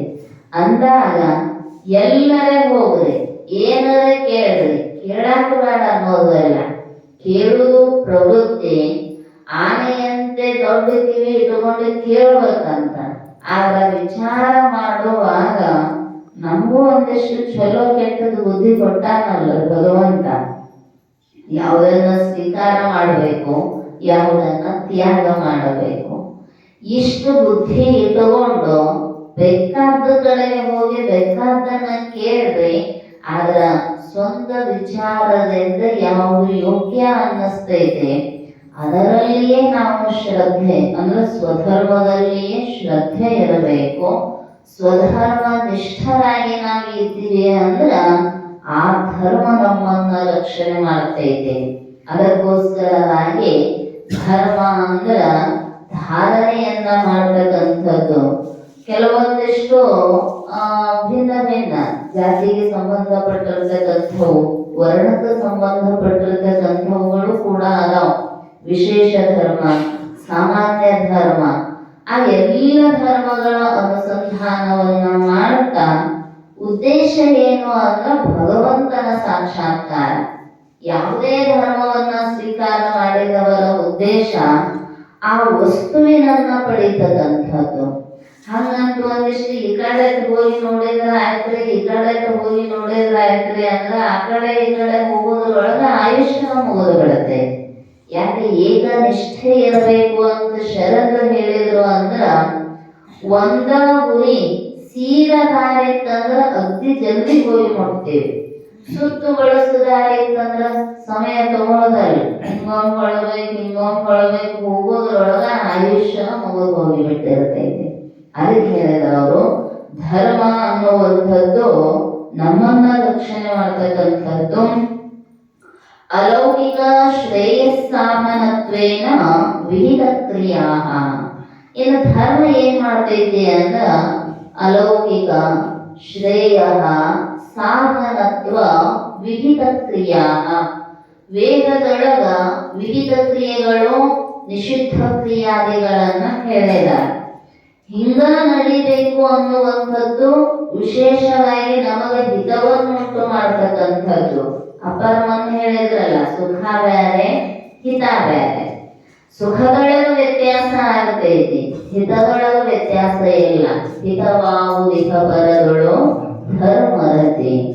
ನಮಗ ಇಲ್ಲಿನೂ ಸುಖ ಅನ್ನಿಸ್ಬೇಕು, ಜೊತೆಗೆ ಅಲೌಕಿಕ ಅಂದ್ರೆ ನಮಗ ಕಾಣದೇ ಇರುವಂತಹ ಲೋಕಗಳ ವ್ಯಾಖ್ಯಾನ ಏನು ಶಾಸ್ತ್ರದೊಳಗೆ ಇದ್ದಲ್ಲ, ಆ ಲೋಕಗಳ ಆದ ಮೇಲೂ ಸುಖ ಆಗಬೇಕು. ಇಲ್ಲಿ ಸಲ್ಲುವರು, ಅಲ್ಲಿ ಸಲ್ಲುವರು. ಇಲ್ಲಿ ಸಲ್ಲುವಂತಹ ಕ್ರಿಯೆಗಳಿರ್ಬೇಕಂತಂದ್ರ ಧರ್ಮ ಮಾರ್ಗದೊಳಗನೆ ಇರ್ಬೇಕು ನಾವು. ಇಲ್ಲಿಯೂ ಸುಖ, ಪರಲೋಕದಲ್ಲಿಯೂ ಸುಖವನ್ನ ಕೊಡ್ತಕ್ಕಂತಹ ಸಾಧನೆ ಅದು ಧರ್ಮರತಿ ಅಂದ್ರೆ ಧರ್ಮದಲ್ಲಿ ಪ್ರೀತಿ ಎನ್ನುವಂಥದ್ದು. ಅಲೌಕಿಕ ಶ್ರೇಯಸ್ಸನ್ನ ಸಾಧಿಸಿಕೊಡ್ತಕ್ಕಂತಹ ಸಾಧನ ರೂಪ ಕ್ರಿಯೆಗಿನ ಧರ್ಮ ಅಂತ ಕರೆದು ದಂಭಂ ವಿನಾ ಯಹ ಕ್ರಿಯತೆ ಸಧರ್ಮ. ಇದು ಧರ್ಮಾನುಚರಣೆಯೊಳಗ ದಂಭ ಅಹಂಕಾರಗಳ ಇರಬಾರದ ಅಂತಿರ್ತಾರ ನೋಡಿ. ನನ್ನಂಥ ಧರ್ಮಾನುಯಾಯಿಗಳು ಯಾರದಾಗ್ರಿ, ನಾ ಎಷ್ಟು ಧರ್ಮಕ್ಕೂ ಹೊಡೆದಾಡ್ತೀನಿ, ಇನ್ನೊಬ್ರು ಯಾರೋ ಅಷ್ಟು ಪ್ರಯತ್ನ ಮಾಡೋದಿಲ್ರಿ ಅಂತ. ಹಿಂಗ ಅಹಂಕಾರವನ್ನ ತಂದು ಕೊಡ್ತಕ್ಕಂತಹ, ಮರವನ್ನು ತಂದು ಕೊಡ್ತಕ್ಕಂಥದ್ದು ನಿಜವಾದ ಧರ್ಮ ಅಲ್ಲ. ಧರ್ಮದ ಸುಲಭ ವ್ಯಾಖ್ಯಾನ ಶರದ್ ಹೇಳಿದ್ರು. ದಯೆಯಿಲ್ಲದ ಧರ್ಮ ಅದಾವುದಯ್ಯ, ಕರುಣದಿಂದ ಅತಿಶಯವ ಧರ್ಮವಿನ್ನುಂಟೆ. ಕರುಣ ಅನ್ನುವಂಥದ್ದು ಇದ್ದು ಬಿಡ್ತು ಅಂದ್ರ ಇವ್ರು ಯಾರು ಅನ್ನೋ ಪ್ರಶ್ನೆನ ಬರುವುದಿಲ್ಲ. ಇವನಾರವ ಇವನಾರವ ಇವನಾರವನೆಂದೆನಿಸದೆ ಇವನಮ್ಮವ ಇವನಮ್ಮವ ಇವನಮ್ಮವನೆಂದೆನಿಸಯ್ಯ. ಅವ್ರು ಯಾರು ಯಾಕಿರಲ್ಲ, ದಾರ್ಯಾಗ ಬಿದ್ದಾಗ ಎಲ್ಸಕ್ ಹೋಗುವಾಗ ಯಾವ ಜಾತಿ ಅಂತ ಕೇಳ್ತೇವೆ. ಅಕಸ್ಮಾತ್ ಕೇಳಿದ್ರಿ ಅಂದ್ರ ನಿಮ್ಮಲ್ಲಿ ಧರ್ಮ ಇಲ್ಲ ಅಂತ ಅರ್ಥ. ನೀರಾಗ ಮುಳುಗೋ ಮನುಷ್ಯನ ಹಿಂಗೆ ಎತ್ತಿ ಮ್ಯಾಲ ಹಿಡಿದ ನೋಡಿ, ತಮ್ಮ ನೀನು ನಾಲ್ಕು ವಿಭೂತಿ ಹಚ್ತೀವೇನು ಉದ್ದ ಗಂಧ ಹಚ್ತೀವಿ ಅಂತ ಕೇಳಿ ಕೈ ಬಿಟ್ರ ಧರ್ಮ ಅಂತಾರನ್ರಿ? ಇಲ್ಲ. ಯಾಕಂದ್ರ ರಕ್ಷಣೆ ಮಾಡತಕ್ಕಂಥದ್ದು ದಯಾ ಕರುಣೆ ಎನ್ನುವಂತಹ ಭಾವ ಇತ್ತು ಅಂದ್ರ ಅದು ನಿಜವಾಗಿರ್ತಕ್ಕಂತಹ ಧರ್ಮ. ಅದಕ್ಕೆ ಹೇಳಿದ್ರು, ನೀನು ಕರುಣೆಯಿಂದ ಇನ್ನೊಬ್ಬರನ್ನ ರಕ್ಷಣೆ ಮಾಡಿದೆ ಅಂದ್ರ ಆ ಕರುಣೆಯ ಧರ್ಮ ನಿನ್ನನ್ನ ರಕ್ಷಣೆ ಮಾಡತೈತಿ. ಅದಕ್ಕ ಧರ್ಮವೇ ಮರೆದೆನದಕ್ಕೆನ್ನು ಪಾಯವೇ ಧರ್ಮವೆಂದು. ನಾವು ತಿಳಿಯುವುದು ಮರ್ತೀವಿ, ಭಗವಂತನನ್ನು ಒಲಿಸುವುದು ಮರ್ತೀವಿ, ಮಾಯೆಯನ್ನ ಮೀರುವುದು ಮರ್ತೀವಿ. ಮತ್ತು ಮರ್ತೀವಲ್ರಿ, ಇದಕ್ಕೆ ಪರಿಹಾರ ಏನ್ರಿ ಅಂದ್ರ ಧರ್ಮಾನುಚರಣೆ, ಧರ್ಮದ ಅನುಸಂಧಾನ ಅನ್ನುವಂಥದ್ದು. ಅದಕ್ಕೆ ವಿಶೇಷವಾದ ವ್ಯಾಖ್ಯಾನವನ್ನ ಹೇಳಿದ್ರು. ಸತ್ಯಾತ್ ಜಾಯತೆ. ಅದು ಧರ್ಮ ಎದರಿಂದ ಹುಟ್ಟುತ್ತೈತ್ರಿ, ಹೆಂಗ ನಡಿಬೇಕ್ರಿ ಅಂದ್ರೆ ಹಿಂದೆ ಹೇಳಾರ, ಸತ್ಯಂ ವದ ಧರ್ಮಂ ಚರ. ಸತ್ಯವನ್ನೇ ಮಾತನಾಡಬೇಕು, ಧರ್ಮದಿಂದಲೇ ನಡಿಬೇಕು. ಈ ಧರ್ಮ ಎದರಿಂದ ಉತ್ಪತ್ತಿಯಾಗತೈತಿ ಅಂದ್ರೆ ಸತ್ಯಾತ್ ಜಾಯತೆ ದಯೆಯ ದಾನೇನ ಚ ವರ್ಧತೆ. ಮತ್ತಿದ ಧರ್ಮದ ಬೆಳವಣಿಗೆ ಆಗೋದು ಹೆಂಗ್ರಿ ಅಂದ್ರೆ ಒಂದಿಷ್ಟು ಭಾಷಣ ಮಾಡಿ ಹೋಗಿ ಬಿಟ್ರೆ ಮುಗಿತೈತಿ ಅಂದ್ರೆ ಇಲ್ಲ. ದಯೆಯ ದಾನೇನ ವರ್ಧತೆ. ಧರ್ಮಾಭಿವೃದ್ಧಿ ಆಗಬೇಕಾಗಿತ್ತಂದ್ರೆ ದಯಾ ಅಂತಃಕರಣೆ ಹೊಂದಿರಬೇಕು, ದಾನವನ್ನ ಮಾಡುವಂತಹ ಸದ್ಭಾವ ಇರಬೇಕು. ಸತ್ಸಂಗಗಳಿಗೆ, ಸದ್ಗುರುಗಳಿಗೆ ಅದರ ಅವಶ್ಯಕತೆ ಯಾರಿಗೆ ಇದ್ದೋ ಅವರಿಗೆ ಒಂದಿಷ್ಟು ಉದಾರ ಭಾವದಿಂದ ದಾನವನ್ನ ಮಾಡಬೇಕು. ಹೇಳಿದರಲ್ಲ, ಕೊನೆಗೆ ನಮ್ಮನ್ನ ರಕ್ಷಣೆ ಮಾಡ್ತಕ್ಕಂಥದ್ದು ಧರ್ಮವೇ. ಆ ಧರ್ಮ ಎದರಿಂದ ಆಕೈತಿ ಅಂದ್ರ ದಾನ ಗುಣದಿಂದ, ದಯೆಯಿಂದ, ವರ್ಧತೆ, ಕ್ಷಮಯಾ ತಿಷ್ಠತಿ. ಮತ್ತು ಧರ್ಮ ಸ್ಥಿರವಾಗಿ ಉಳಿಯುವುದು ಯಾವಾಗ ಅಂದ್ರ ಯಾರೇ ಏನೇ ನಮಗ ಅನ್ಯಾಯ ಮಾಡಿದ್ರು, ನಮ್ಮ ಮೇಲೆ ಎಷ್ಟೇ ಅವರು ಆರೋಪವನ್ನ ಮಾಡಿ ಆಘಾತವನ್ನುಂಟು ಮಾಡಿದರೂ ಕೂಡ ಅವರನ್ನ ಕ್ಷಮಿಸಬೇಕಂತ. ಸಿದ್ಧಾರೂಢಪ್ಪಗೆ ಎಷ್ಟು ಮಂದಿ ಹೊಳಿತಿದ್ದಾರೆ, ಸೆರೆ ಗುಡ್ಸಾಕ ಬಂದ್ರು, ಬೆಳಗಿ ತಗೊಂಡ್ ಹೊಡೋದ್ರು, ಎತ್ತೆತ್ತಿ ಕುಕ್ಕಿದ್ರಂತ ಅಜ್ಜನ. ಆದ್ರೂ ಹೇಳಿದ್ರ, ಇಲ್ಲಪ್ಪ ಪೂಜೆಗೆ ಬರೋ ಹೊತ್ತಾಗೈತಿ, ಮಂದಿ ಅವ್ರು ಬಂದು ನಿಮ್ಮನ್ನ ನೋಡಿದ್ರೆ ಹೊಳಿತಾರು, ನೀವು ಹೋಗ್ರಿ ಅಂದ್ರಂತ. ಎಷ್ಟು ಕ್ಷಮಾಗುಣ ಎಷ್ಟು ಇರಬೇಕು ಹೇಳಿ. ನಮಗೆ ಯಾರ ಒಂದು ಶಬ್ದ ಏನಾರ ಅಲ್ಲದಂದಿದ್ರ ಅಂದ್ರೆ ನೀನೊಂದು ಕೈ ನೋಡ್ಕೊಂತೀವಿ. ಯಾರ ಏನಾರ ಮಾಡಿದ್ರೆ ಒಂದು 100 ಮಂದಿ ಕೂಡಿಸಿರ್ತೀವಿ, ಇಂಥವ್ರು ಹಿಂಗಂದ್ರೆ ಇಂಥವ್ರು ಹಿಂಗಂದ್ರು ಅಂತ. ಆದ್ರ ಧರಿತ್ರಿಯಂತೆ ಕ್ಷಮೆ ಗುಣವನ್ನ ಹೊಂದಿರತಕ್ಕಂತಹ ಜ್ಞಾನಿಗಳು ಅದೇ ಅವರಿಗೆ ಆಭೂಷಣ. ತಿರಿಕ್ಷು ಅನ್ನುವಂತಹ ಸ್ವಭಾವ ಸಹಜವಾಗಿಯೇ ಬಂದಿರತಕ್ಕಂಥದ್ದು. ಯೇಸು ಭಗವಂತನಿಗೆ ಸಿಲುಬೆಗೆ ಏರಿಸಿದರು, ಪ್ರಾರ್ಥನೆ ಮಾಡ್ತಿದ್ದಂತೆ. ಕೈಗೆ, ಕಾಲಿಗೆ, ಎದಿಗೆ ಮೊಳೆ ಹೊಡೆದ ಮ್ಯಾಲ ಪರಮಾತ್ಮ ಇವ್ರಿಗೆ ಗೊತ್ತಿಲ್ಲದ ಈ ತಪ್ಪು ಮಾಡ, ಗೊತ್ತಿತ್ತಂದ್ರೆ ಇಂಥ ಕೆಲಸ ಮಾಡ್ತಿರ್ಲಿಲ್ಲ. ಹಿಂಸೆ ಮಹಾಪಾಪ ನಮ್ಮನ್ನ ನರಕಕ್ಕೆ ಎಳಸ್ತೈತಿ ಅನ್ನುವಂಥದ್ದು ಇವ್ರಿಗೆ ಗೊತ್ತಿಲ್ಲ. ಅರಿಯದೇ ಮಾಡಿರ್ತಕ್ಕಂತಹ ಮಕ್ಕಳ ತಪ್ಪನ್ನು ಮನ್ನಿಸುವಂತ ಯಾವಾಗಲೇ ಪ್ರಾಣ ಹೋಗುವ ಸಂದರ್ಭದೊಳಗೂ ಕೂಡ ತನಗ ಅನ್ಯಾಯ ಮಾಡಿರ್ತಕ್ಕಂಥವರನ್ನ ಕ್ಷಮಾ ಮಾಡುವಂತ ಪ್ರಾರ್ಥನೆ ಮಾಡ್ತಕ್ಕಂಥದ್ದೈತಲ್ಲ, ಇದು ಎಲ್ಲರಿಗೂ ಬರಾಕ ಸಾಧ್ಯ ಇಲ್ಲ. ಅದಕ್ಕೋಸ್ಕರವಾಗಿ ವಿಷ ಹಾಕಿದಾಗ ಮುದುಕಿ ಹೇಳಿದ್ರು, ಇದನ್ನ ಯಾರಿಗೂ ಹಾಕಿ ಒಳ ನೆಲದಾಗ ಮುಚ್ಚಂತ ಸಿದ್ಧಾರ ರಾಜ್ಯ.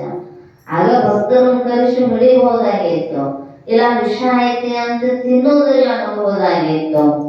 ಆದ್ರೂ ಮಾಡ್ಕೊಂಡು ಬಂದಾಗ ಮನಸ್ಸು ಯಾಕೆ ನೋವು ಮಾಡೋದು ಅಂತ ಅಂದ್ರ ಆ ಕ್ಷಮೆಯಿಂದ ಧರ್ಮ ತಿಷ್ಠತಿ ಅಂದ್ರ ಸ್ಥಿರವಾಗಿ ಉಳಿತೈತಿ ಅಂತ. ಕೊನೆಗೆ ಹೇಳಿದ್ರು ಕ್ರೋಧಾತ್ ನಶ್ಯತಿ. ಮತ್ತೆ ಧರ್ಮ ಯಾವಾಗ ನಾಶ ಆಗ್ತೈತ್ರಿ ಅಂದ್ರ ಕ್ರೋಧ ಅನ್ನುವಂತಹ ಜ್ವಾಲೆ ಯಾವಾಗ ನಮ್ಮಲ್ಲಿ ಏಳ್ತೈತಲ್ಲ ಅದು ಎಲ್ಲವನ್ನ ಸಮೂಲವಾಗಿ ನಾಶ ಮಾಡ್ತೈತೆ. ಗೀತೆಯೊಳಗೆ ಭಗವಂತ ಹೇಳಿದ ಜಾಯತೆ ವಿಷಯಾನ್ ಪುಂಸಃ ಸಂಗಸ್ತೆ ಶೋಕ ಜಾಯತೆ ಸಂಗಾತ್ ಸಂಜಾಯತೆ ಕಾಮಃ ಕಾಮಾತ್ ಕ್ರೋಧೋ ವಿಜಾಯತೆ ಕ್ರೋಧಾತ್ ಭವತಿ ಸಮ್ಮೋಹಃ ಸಮ್ಮೋಹಾತ್ ಸ್ಮೃತಿಭ್ರಂಶಃ ಸ್ಮೃತಿಭ್ರಂಶಾತ್ ಬುದ್ಧಿನಾಶಃ ಬುದ್ಧಿನಾಶಾತ್ ಪ್ರಣಶ್ಯತಿ. ನಮ್ಮ ಅವನತಿ ಯಾರೇ ಮಾಡ್ತಾರಂತಲ್ಲ ಅವರು ಸಾಯಿ ಹೊಡೆದರು ಅಂತೇಳಿ ನಮ್ಮಲ್ಲಿರುವ ವಿಷಯದ ವಾಸನೆಯೇ ಕ್ರಮವಾಗಿ ಹಂತ ಹಂತವಾಗಿ ನಮ್ಮನ್ನು ಸಾಯಿಸ್ತಕ್ಕಂಥದ್ದು. ವಿಷಯಗಳನ್ನ ಬಯಸಿದ ಬೇಕನ್ನಿಸ್ತೈತಿ, ಬೇಕನ್ನಿಸಿದ ವಸ್ತು ಸಿಗಲಿಲ್ಲ ಅಂದ್ರೆ ಸಿಟ್ಟು ಬರ್ತೈತಿ, ಸಿಟ್ಟು ಬಂತು ಅಂದ್ರೆ ಬುದ್ಧಿನಾಶ ಹಾಕೋಂತ ಹೋಗುತ್ತೈತಿ. ಕ್ರೋಧಾತ್ ಭವತಿ ಸಮ್ಮೋಹ, ಒಂಥರ ಹುಚ್ಚಿ ಹಿಡಿಸಿ ಬಿಡ್ತೈತಂತ ಸಿಟ್ಟು ಬಂದಾಗ. ನೋಡಿರಿ ಎಷ್ಟು ಶಾಂತ ಅದಾನ ಮನುಷ್ಯ ಅಂದ್ರೆ ಸಿಟ್ಟು ಬಂದಾಗ ಅವನ ಬುದ್ಧಿ ಅವನ ಕೈಯಾಗಿರೋದಲ್ಲ. ಸಿಟ್ಟಿನಲ್ಲಿ ಕೊಯ್ದ ಮೂಗು ಶಾಂತವಾದ ಮೇಲೆ ಬಂದಿದೆ. ಸಿಟ್ಟಿಗೆ ಭರಭರ ಮೂಗು ಕೊಯ್ಕೊಂಡು ಬಿಟ್ರ ಎಲ್ಲ ಸಿಟ್ಟು ಎಳೆದ ಮ್ಯಾಲ ಹಳದ ಚಾಕೋದ್ರ ಬರ್ತಿತ್ತಂದ್ರೆ ಬರುವುದಲ್ಲ. ಅದಕ್ಕೆ ಹೇಳಿದ್ರು ತನಗೆ ಮುನಿವರಿಗೆ ತಾಮುನಿಯಲೇಕ್ರಿಯ, ತನಗಾದ ಆಗೇನು ಅವರಿಗಾದ ಚೆಗೇನು, ತನುವಿನ ಕೋಪ ತನ್ನ ಹಿರಿತನದ ಕೇಳು, ಮನದ ಕೋಪ ತನ್ನ ಅರಿವಿನ ಕೇಳು, ಮನೆಯೊಳಗರ ಕಿಚ್ಚು ಮನೆಯ ಸುಟ್ಟಲ್ಲದೆ ನೆರೆಮನೆಯ ಸುಡದು ಕೂಡಲ ಸಂಗಮ ದೇವ. ಸಿಟ್ಟ ಬಂತಂದ್ರ ಇನ್ನೊಬ್ಬರ ಮೇಲೆ ಪ್ರಯೋಗ ಮಾಡುವುದಕ್ಕಿಂತ ಮೊದಲು ನಮ್ಮ ಮೇಲೆ ಪ್ರಯೋಗ ಆಗಿರ್ತೈತಿ. ಎಲ್ಲಿ ಉತ್ಪನ್ನ ಆಗ್ತಾವ ಶೋಕ ಮೋಹಗಳು ಮನಸ್ಸಿಗೆ. ಅವೆಲ್ಲ ಹುಟ್ಟು ಮೊದಲು ಮನಸ್ಸಿನಾಗನ. ಹುಟ್ಟಿದ ಮನೆ ಸುಡಲಾರ್ದ ಮಗಲ ಮನೆ ಹೆಂಗ ಸುಡತೈತಿ ಹೇಳ್ರಿ? ಬೆಂಕಿ ಮಗಲ ಮನೆ ಸುಡ್ಲಿ ಅಂದ್ರೆ ಮೊದಲು ನಮ್ಮ ಮನೆ ಸುಡಬೇಕಲ್ಲ. ನಮ್ಮ ಮನೆ ಸುಟ್ಟದನ ಬೆಂಕಿ ಹಬ್ಬೋಂತ ಹೋಗಿ ಮಗಲ ಮನೆ ಸುಡತೈತಿ. ಆ ಪ್ರಜ್ಞೆ ಇರಬೇಕಲ್ರಿ ನಮ್ಮ. ಇಲ್ರಿ ಅವ್ರ ಮುಖಕ್ಕೆ ಮಸಿ ಹಚ್ಚಬೇಕ್ರಿ ಅಂದ್ರೆ ನೀನ್ ಕೈ ಮೊದಲು ಹಚ್ಬೇಕಲ್ಲ, ಅಂದ್ರೆ ಇನ್ನೊಬ್ಬರ ಮುಖಕ್ಕೆ ಮಸಿ ಹಚ್ಚಾಕ ಸಾಧ್ಯ ಐತಿ. ಬಹಳ ಮಂದಿಗೆ ಅನ್ನಿಸ್ತಿರ್ತೈತಿ ಇಲ್ರಿ ಅವ್ರು ತೇಜೋವಧೆ ಮಾಡ್ಬೇಕ್ರಿ, ಅವ್ರನ್ನ ಕೆಳಗೆ ಎಳಸ್ಬೇಕ್ರಿ, ಮಾತಾಡಿ ನಿನ್ನ ತೇಜೋವಧೆ ನೀ ಮಾಡ್ಕೋತಿ ಅಂತಾರ. ಮನದ ಕೋಪ ತನ್ನ ಅರಿವಿನ ಕೇಳು. ಜ್ಞಾನ ನಷ್ಟ ಆಗೋದು ಎದರಿಂದ ಅಂದ್ರೆ ಈ ಕೋಪಾಗ್ನಿಯಿಂದಲೇ. ಆದ್ರ ಮಹಾತ್ಮರ ಕೋಪಕ್ಕೂ ಸಾಮಾನ್ಯರ ಕೋಪಕ್ಕೂ ವ್ಯತ್ಯಾಸ ಐತಿ, ಅಷ್ಟು ಗೊತ್ತಿರ್ಬೇಕು. ಏನ್ರಿ ಸ್ವಾಮಿಗಳು ಬಹಳ ಸಿಟ್ಟದಾರೆ, ಯಾಕಂದ್ರ ಅವ್ರಿಗೊಂದಿಷ್ಟು ಶಿಷ್ಯರು ಉದ್ಧಾರ ಆಗ್ಲಿ ಅನ್ನುವಂತಹ ಸಿಟ್ಟು. ಟೀಚರ್ ಮನೆ ಬಾಳ ಹೊಡಿತಾರ್ರಿ, ಶಾಲ್ಯಾಗ ಅವ ಅಪ್ಪ ಬಾಳ ಹೊಡಿತಾರ್ರಿ, ಮತ್ ನೀವು ಸಿಟ್ಟು ಇರಬಾರ್ದಂತೀರಿ ಅಂದ್ರ ಒಂದು ರಕ್ಷಣೆ ಮಾಡುವ ಸಲುವಾಗಿ ಇರ್ತಕ್ಕಂತಹ ಸಾತ್ವಿಕ ಕ್ರೋಧ ಅದು ಬೇರೆ. ತಾಮಸಿಕ ಕ್ರೋಧ ಅನ್ನುವಂಥದ್ದು ಏನೈತಲ್ಲ ಆ ಕ್ರೋಧದಿಂದ ಧರ್ಮ ನಷ್ಟವಾಗುತ್ತದೆ. ಅದಕ್ಕ ಎಷ್ಟೋ ಹಿಂದಿನಿಂದ ಎಲ್ಲ ಶರಣರು ಸಂತರು ಜ್ಞಾನಿಗಳು ಧರ್ಮದ ರಕ್ಷಣೆಯನ್ನ ಮಾಡ್ತಾ ಬಂದಿರ. ಇತ್ತೀಚೆಗೆ ಏನಾಗಿಬಿಟ್ಟೈತಿ ಅಂದ್ರ ಆಗಿರ್ತಕ್ಕಂಥವರಿಗೆ ಅದು ಬುದ್ಧಿ ಒಂದಿಷ್ಟು ಸ್ಥಿಮಿತತೆಯನ್ನ ಕಳ್ಕೊಂಡು ಧರ್ಮದ ವ್ಯಾಖ್ಯಾನವನ್ನ ತಿರುಚುತ್ತಾ ಅವರು ಸಿಟ್ಟು ಮತ್ತು ಬುದ್ಧಿ ಅವ್ರ ಕೈಯಾಗ ಉಳಿಯುವುದಿಲ್ಲ. ಸಿಟ್ಟು ಬಂತು ಮನುಷ್ಯನಿಗೆ ಅಂತರ. ಹಾಗಾಗಿ ಏನೇನೋ ಆಗಿ ಧರ್ಮವನ್ನ ಬಿಟ್ಟು ಹಿಮ್ಮೆಟ್ಟತಕ್ಕಂತಹ ಪ್ರಯತ್ನಗಳು ಹಂಗಾಗಬಾರದಂತಹ. ಸತ್ಯಾಂತ ಜಾಯತೆ ದಯೆಯ ದಾನೇನ ವರ್ಧತೆ. ಕ್ಷಮಯ ತಿಷ್ಠತೆ ಕ್ರೋಧೇನ ನಶ್ಯತೆ. ಇದು ಧರ್ಮವನ್ನ ನಾವು ಸಂರಕ್ಷಣೆ ಮಾಡ್ಕೋಬೇಕಾಗಿರೋದಕ್ಕೆ ಒಂದಿಷ್ಟು ಸಲಹೆಗಳನ್ನ ಕೊಡ್ತಾರೆ ಜ್ಞಾನಿಗಳು. ಧರ್ಮ ಹುಟ್ಟಬೇಕಾಗಿತ್ತು ಅಂದ್ರೆ ಸತ್ಯವನ್ನೇ ನುಡಿಯಬೇಕು. ಧರ್ಮ ರಕ್ಷಣೆ ಆಗಬೇಕಾಗಿತ್ತು ಅಂದ್ರೆ ದಯಾಭಾವನೆ ಇರಬೇಕು, ದಾನ ಸದ್ಭಾವ ಇರಬೇಕು. ಕೊಟ್ರ ಧರ್ಮಾಭಿವೃದ್ಧಿ. ಯಾಕಂದ್ರೆ ಒಂದಿಷ್ಟು ಕಾರ್ಯಗಳಿರ್ತಾವ ಧರ್ಮದ ಸಂಘಟನೆಗಾಗಿ, ಧರ್ಮದ ಅಭಿವೃದ್ಧಿಗಾಗಿ. ಅವುಗಳನ್ನ ಮಾಡಬೇಕಾಗಿತ್ತಂದ್ರೆ ಒಂದಿಷ್ಟು ಅರ್ಥ ಸಂಚಯ ಅನ್ನುವಂಥದ್ದು ಬೇಕು. ಜೊತೆಗೆ ಏನೇ ಒಂದಿಷ್ಟು ವ್ಯತ್ಯಾಸಗಳು ಬಂದರೂ ಕೂಡ ಅಲ್ಲಿ ಕ್ಷಮಾಗುಣ ಅನ್ನುವಂಥದ್ದು ಬಹಳ ಮುಖ್ಯ. ಒಬ್ಬರನ್ನೊಬ್ಬರು ಕ್ಷಮಾ ಮಾಡ್ತಾ ನಡೆದು ಬಿಟ್ಟಿವಿ ಅಂದ್ರೆ ಧರ್ಮದೊಳಗೆ ವ್ಯತ್ಯಾಸ ಇರೋದಿಲ್ಲ. ಇನ್ನು ಸಿಟ್ಟು ಅದು ಕ್ಷಣಿಕವಾಗಿರ್ಬೇಕಷ್ಟ, ಅದಕ್ಕೆ ಖಾಯಂ ಮಾಡಿ ಹೇಳಿದ್ರಲ್ಲ, ಅಧಮರ ಕೋಪ ಕಲ್ಲಿನ ಮೇಲೆ ಕೆತ್ತಿದಂತ ಶಿಲಾಶಾಸನಗಳು ಉಳಿದಾವಲ್ಲೆ ಹಂಗ ಖಾಯವಾಗಿ ಉಳಿತಾವ. ಮಧ್ಯಮನ ಕೋಪ ಉಸಿರಿನ ಮೇಲೆ ಬರದಾನ, ಗಾಳಿ ಬಿಟ್ಟಂಗ ಬಂದೆ ಅಡ್ಡಾಡದಂಗ ನಾಶ ಆಕೈತಿ. ಸಮಯಾಂತರದೊಳಗ ಅವು ಹೋಗಿ ಬಿಡುತ್ತಾವ. ಆದ್ರ ಮಹಾತ್ಮರ ಕೋಪ, ಸಜ್ಜನರ ಕೋಪ ನೀರಿನ ಮೇಲೆ ಬರದಂಗ ಮುಂದ ಬರ್ಕೊಂತ ಹೋದಂಗ ಹಿಂದ ಅಕ್ಷರನ ಉಳಿದಿರೋದಲ್ಲ. ಅದಕ್ಕ ನಮ್ಮ ಕೋಪ ನಮ್ಮ ಧರ್ಮದ ಅವನತಿಗೆ ಕಾರಣ ಆಗಬಾರದು. ಸಿಟ್ಟು ಸಾತ್ವಿಕವಾಗಿತ್ತು ಅಂದ್ರ ಧರ್ಮಾಭಿವೃದ್ಧಿ ಅನ್ನುವಂಥದ್ದು ಸಾಧ್ಯ ಆಗತೈತಿ. ಅದಕ್ಕೆ ಅವ್ರು ಹೇಳಿದ್ರು ಸತ್ಯ ದಮೆ, ಸತ್ಯ ಧರ್ಮ ವರಭಕ್ತಿ. ಭಕ್ತಿ ಅನ್ನೋದಕ್ಕೆ ನಿಜಗೊಂಡ್ರಂತೂ ಸುಲಭ ವ್ಯಾಖ್ಯಾನ ಮಾಡಿದ್ದಾರೆ. ಆವ ಕಾಲದೋಳ್ ಬಳಿಕಾವ ದೇಶದೋಳ್ ಬೇರಾವ ವಸ್ತುವಿನೋಳ್ ಒಳಬೆರೆಯದ ಅತಿಮಮತೆ. ಆವ ಪರಿಯಲ್ಲಿ ಕಂದ ಮೇಲಿರುಪುರಂತೆ ಗುರುದೈವತೆಯೋಳ್ ಅನುರಾಗ ವಿಹುದೆ ನಿಜ ಭಕ್ತಿ. ಭಕ್ತಿ ಅಂದ್ರ ಪ್ರೇಮ ಅನ್ನುವಂಥದ್ದು. ಅದು ಹೆಂಗಿರಬೇಕ್ರಿ ಅಂದ್ರ ವ್ಯತ್ಯಾಸ ಇರಬಾರ್ದಂತ. ಎಲ್ಲಾ ದೇಶ, ಎಲ್ಲಾ ಕಾಲ, ಎಲ್ಲಾ ವಸ್ತುಗಳನ್ನ ವಿಚಾರ ಮಾಡಿದರೂ ತನ್ನ ಮೇಲೆ ತನಗಿರುವಷ್ಟು ಪ್ರೀತಿ ಬೇರೆ ಯಾವ ವಸ್ತುವಿನ ಮೇಲೂ ಇರುವುದಿಲ್ಲ.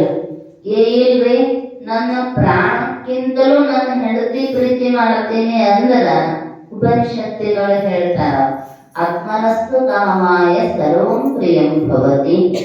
ಯಾಕೆ ಪ್ರೀತಿ ಮಾಡ್ತಿ ಅಂದ್ರೆ ನೀ ಆರಾಮಾಗಿರ್ಬೇಕು, 3 ಹೊತ್ತು ಬಿಸಿ ಬಿಸಿದ ನಿನಗೆ ಸಿಗ್ಬೇಕಂತ ಪ್ರೀತಿ ಮಾಡ್ತೀಯ ಹೊರತು ಅಲ್ಲೇನು ಸ್ವಾರ್ಥ ವಿರಹಿತವಾದ ಪ್ರೀತಿ ಇಲ್ಲ. ಮತ್ತೆ ಎಲ್ಲಿ ಬಂದ್ರಿ ತನ್ನ ಮೇಲಿನ ಪ್ರೀತಿ ಏನ? ಮಕ್ಕಳಂದ್ರ ಜೀವನ ಬಿಡ್ತಾರ್ರಿ, ನಿನ್ನ ಕೊನೆಯೊಳಗ ಜೀವ ರಕ್ಷಣೆ ಮಾಡ್ತಾರಂತ ಮಕ್ಕಳನ್ನ ಜೀವ ಬಿಡುವಷ್ಟು ಪ್ರೀತಿ ಮಾಡೋದು ಇಲ್ರಿ. ಸಂಪತ್ತಂದ್ರ ಪ್ರಾಣ ಬಿಟ್ಟಾನೆ ಹೊರತು ಸಂಪತ್ತೊಳಗಲ್ಲಿ ಅಷ್ಟು ಪ್ರೀತಿ ಮಾಡ್ತಾನ್ರಿ ಅಂದ್ರ ನಂಬಿಕೆ ಐತಿ. ರೊಕ್ಕ ಇದ್ರ ಮಕ್ಕಳು ಒಂದಿಟ್ಟು ನೋಡ್ತಾರ ಅಂತ. ಒಟ್ಟಾರೆ ನಿನ್ನನ್ನ ನೀನು ಪ್ರೀತಿಸುವಷ್ಟು ಜಗತ್ತಿನೊಳಗೆ ಯಾವುದನ್ನೂ ಪ್ರೀತಿಸುವುದಿಲ್ಲ. ಅದನ್ನ ಏನ್ ಮಾಡುವ ಅಂದ್ರ ನಿನ್ನ ಮೇಲೆ ಇರತಕ್ಕಂತಹ ಪ್ರೇಮವನ್ನ ಗುರು ದೇವತೆಯೋಳ್ ಅನುರಾಗ ವಿಹುದೆ ನಿಜ ಭಕ್ತಿ. ಸುಳ್ಳು ಭಕ್ತಿಯು ಬಹಳ ಅದಾವ. ಅದಕ್ಕೆ ಅವರ ಶಬ್ದ ಇಟ್ರು ನಿಜ ಭಕ್ತಿ, ವರ ಭಕ್ತಿ. ನಿಜವಾದ್ರು ಶಾಸ್ತ್ರ ಹೆಂಗೈತಿ ಅಂದ್ರೆ ಎಲ್ಲಿಯೂ ದೋಷಗಳನ್ನ ತಂದು ಹಾಕುವಂಗಿಲ್ಲ. ಹಂಗ ಭಕ್ತಿ ಅಂತ ಅಷ್ಟ ಹೇಳಿದ್ರು ವರ ನಿಜ ಅನ್ನುವ ವ್ಯಾಖ್ಯಾನ ಇರ್ಲಾರ್ದ ಅಂದ್ರ ದಿನ ದೇವರಿಗೆ ಉದಿನ ಕಡ್ಡಿ ಬೆಳಗ್ತೇವಲ್ರಿ ನಾವು ಭಕ್ತರಲ್ಲಂದ್ರೆ ಅನ್ನೋ ಪೈಕಿ ನಾವು. ಅದಕ್ಕೆ ಅವ್ರು ಹೇಳಿದ್ರು ನಿಜ ಭಕ್ತಿ, ವರಭಕ್ತಿ ಅಂದ್ರೆ ಭಕ್ತಿಗಳಲ್ಲಿಯೇ ಅತ್ಯಂತ ಶ್ರೇಷ್ಠವಾಗಿರ್ತಕ್ಕಂಥದ್ದು. ಶಂಕರಾಚಾರ್ಯರು ಅದಕ್ಕೆ ವ್ಯಾಖ್ಯಾನ ಬರೀತಾರೆ ವಿವೇಕ ಚೂಡಾಮಣಿಯೊಳಗೆ. ಮೋಕ್ಷ ಕಾರಣ ಸಾಮಗ್ರಿಯ ಭಕ್ತಿ ವೇಗಗರೀಯಸಿ. ಮೋಕ್ಷ ಸಾಧನೆ ಮಾಡಿಕೊಳ್ಳುವುದರೊಳಗೆ ಭಕ್ತಿಯೇ ಶ್ರೇಷ್ಠ. ಆದ್ರ ಭಕ್ತಿ ಅಂದ್ರೆ ಏನು ಅಂದ್ರ ಸ್ವಸ್ವರೂಪಾನುಸಂಧಾನಂ ಭಕ್ತಿ ಇತ್ಯಭಿಧೀಯತೆ. ವೇದಾಂತದ ಪ್ರಕಾರ ಸ್ವಸ್ವರೂಪ ಅನುಸಂಧಾನಂ, ತನ್ನಲ್ಲಿ ತಾನು ಅನುಸಂಧಾನವನ್ನ ಮಾಡ್ತಕ್ಕಂಥದ್ದೇ ನಿಜವಾದ ಭಕ್ತಿಯೇ ಹೊರತು ಉಳಿದ ವಿಷಯಗಳನ್ನ ಬಯಸಿ ಮಾಡ್ತಕ್ಕಂತಹ ಭಕ್ತಿ ಅಲ್ಲ. ಅದು ವೇದಾಂತದ ಪ್ರಕಾರ. ಇನ್ನು ಹೊರಗೆ ಕೆಲವೊಂದಿಷ್ಟು ಪೂಜಕ ಈ ಉಪಾಸನೆಯನ್ನ ಮಾಡ್ತಕ್ಕಂಥದ್ದು ಭಕ್ತಿ ಅಂತ ಕರೆದಿದ್ದಾರೆ. ಆದರೆ ನಮಗೆ ಬೇಕಾಗಿರ್ತಕ್ಕಂಥದ್ದು ಏನು ಅಂದ್ರ ಸ್ವಸ್ವರೂಪಾನುಸಂಧಾನ ಮಾಡ್ತಕ್ಕಂತಹ ಭಕ್ತಿ. ಅದಕ್ಕೆ ಪೂಜ್ಯೇಶು ಅನುರಾಗ ಭಕ್ತಿ. ಪೂಜ್ಯವಾದ ವಸ್ತುವಿನಲ್ಲಿ ಪ್ರೀತಿಯನ್ನ ಇರತಕ್ಕಂಥದ್ದು ವರಭಕ್ತಿ.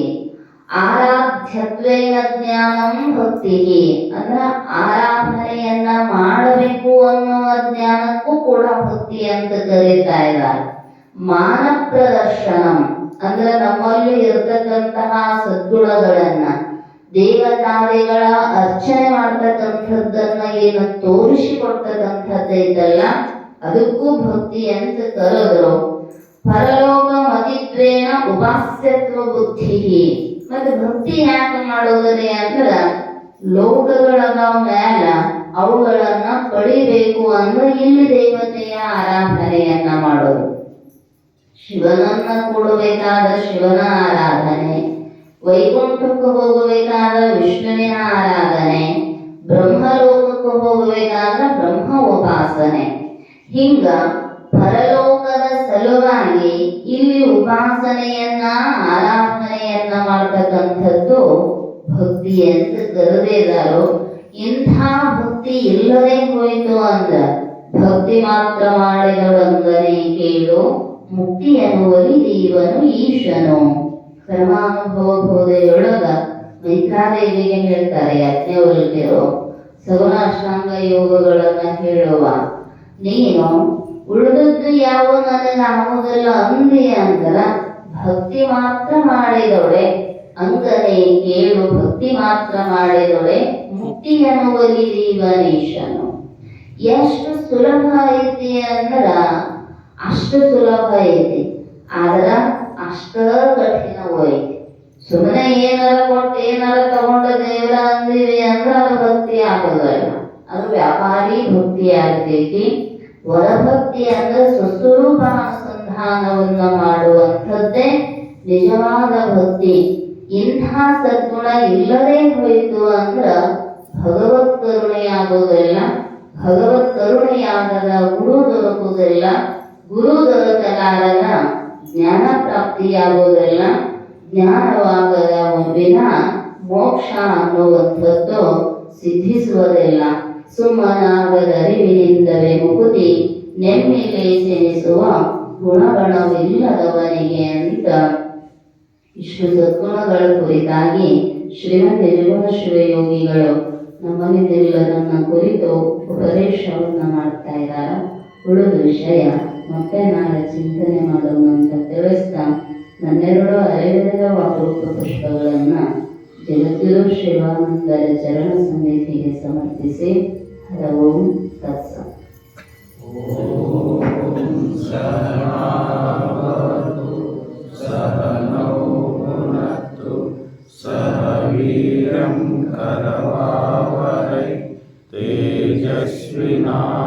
तेजस्विनावधीतमस्तु मा विद्विषावहै. ओम शांति शांति शांति.